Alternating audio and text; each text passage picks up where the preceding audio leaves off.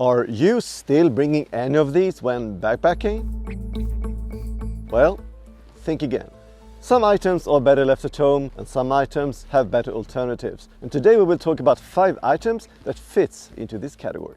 It doesn't matter if you're an ultralight hiker or not, this episode is for everyone. And today I will give you 5 suggestions on how to improve your hiking experience. And not only when it comes to weight, but also the comfort. So stay tuned for a very, very interesting episode.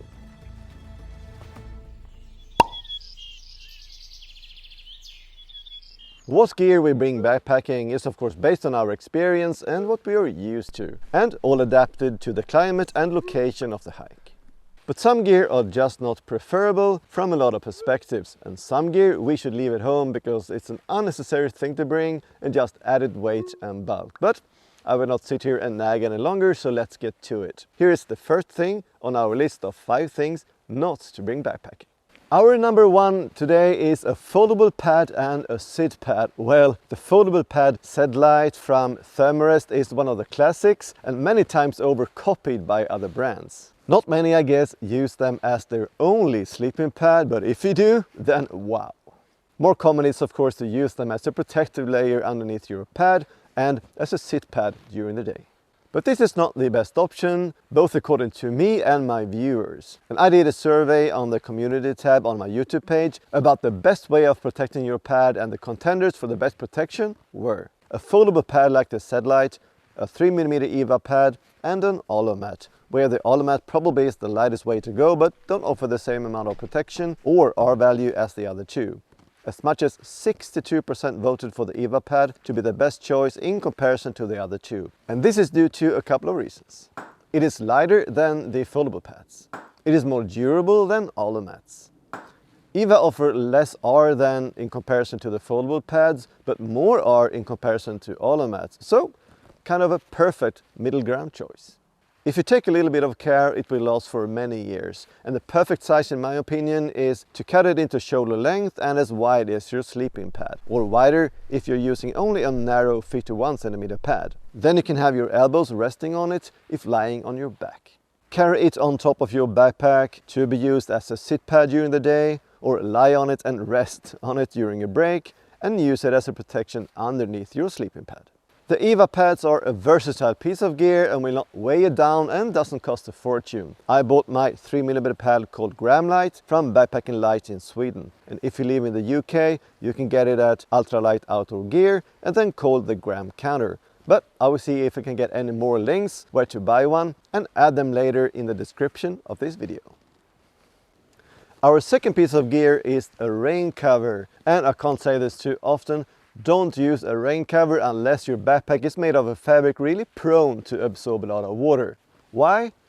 Well, it takes a little bit of time to put on and you often do it too late. It acts like a sail if it is windy. And it doesn't protect your whole pack or your gear, and you because of that need to add stuff sacks or a liner. And this is especially true if you have the bad luck of falling into the river or something when doing a water crossing. Instead, protect your gear from the inside of your pack with 1 or 2 liners. I use 2 Trash-Compacor bags just to be on the safe side, and they weigh like 30 grams each. And you can of course also combine the liners with some small stuff sacks if you are the kind of guy that likes to keep yourself organized. Leave the rain cover at home and use backpack liners instead. And I recommend you also watch this video I released not too long ago about how to pack a backpack and keep your gear dry. Linked up in the corner. Our gear number 3 today is coffee makers. Yeah, and I'm like, why? You see a lot of coffee makers out there. The AeroPress coffee maker, the X-Brew coffee dripper, and the GSI commuter Java press, and whatnot. And I totally understand that people want a really good cup of coffee also on the trail, and coffee is important to a lot of people nowadays, but hello! Leave all of this gear at home and go back to the basics instead, and visit your local store and buy one of these reusable coffee filters like this one instead. It is cheaper, lighter, easier, quicker and no waste except the grains. And it's also something that will keep you occupied for a little while when in camp, and that is not to be underestimated, especially when solo hiking. Our gear number 4 today is TRANGIA. And the one I'm talking about is the bigger sets, very common and popular here in the Nordics, but they also have new lighter setups to choose from, like the new TRANGIA Micro Light and the TRANGIA Micro Original. Now I love TRANGIA, so don't get me wrong here, but unless you're cooking for a whole bunch of people, a TRANGIA kitchen is not the way to go. Most of the time, the best way when cooking for 1 or 2 people on the trail when it comes to weight, bulk and efficiency is a canister stove like the Amicus, Windmaster or Pocket Rocket Deluxe together with a titanium or aluminum pot. Another interesting fact, and according to another survey I did, is that 77% prefers titanium pots in front of aluminum or steel pots. That despite the fact that steel has best durability and aluminum has the best heat transfer, and most of the time also cheaper. This is due to the fact that a lot of my subscribers are interested in lighter gear and titanium being the lightest option. But if doing any kind of cooking and not just boiling water, I believe aluminum being the best choice. So leave the bigger cook systems at home and bring only a canister stove and a pot, and that will save you a lot of weight and space in your backpack. Our final gear and gear number 5 for today is a chair. Yep. Sorry guys, but the final gear we should not bring backpacking is a chair. Do I bring one myself? Yep, on 8 out of 10 hikes I do bring one. So why I'm sitting here trying to convince you to leave yours at home? Well, that is a good question. So let's weigh the pros against the cons of bringing a chair, starting with the pros. You can sit wherever you want to sit, by the river, ocean or on top of your favorite cliff without the need of finding yourself a good lock or rock to sit on. After a long day on the trail, nothing is better and more efficient than to rest in a chair to gather new strength to keep hiking the next day. And if you have back problems. And on the negative, the only negative is the weight and the bulk, as I see it.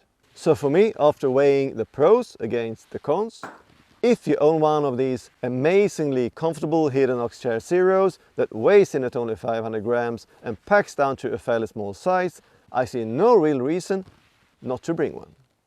But if you don't, and if you don't want to spend the $150 or 1600 Swedish crowns to buy one, then the cheaper ones are often around 1 kilo, so no, that is a little bit too much to spend on a chair, in my opinion. Then I believe it's a better idea to use the EvaPad we talked about earlier. That's my 2 cents anyway.